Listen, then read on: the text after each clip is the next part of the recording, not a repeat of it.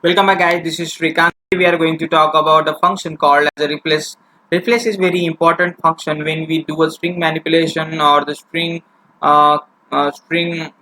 use cases. Okay, so I'm going to talk about function called as a replace. Let me show you with the live demonstration. Let's take that function and let's see the syntax for the function. So I'm going to tell you different options with that. And if I'll try to understand the definition for the replace function, I would see the expression to be searched. So expression to be searched means the value you need to pass where the actual value in which you want to search the respective expression, right? Let's say I want to find something. So my word is Srikanth, and dollar SQL is easy. This is my string.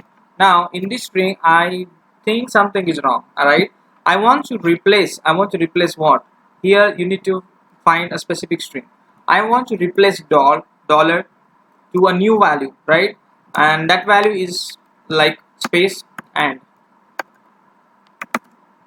this is my requirement. My requirement is that I want to replace dollar to a new value, and that new value is and. So what will I do? I will simply write like this and I'll execute it. See, the output I would get as a Srikanth and SQLSERVER, but the value which I was passing is this one. So this is my string, but I'm not getting string like this. I'm getting the output like the new one. The value dollar has been replaced to and this is what it is, right?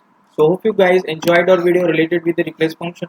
And if you guys really like our video, please don't forget to share and subscribe our channel. And thanks for watching.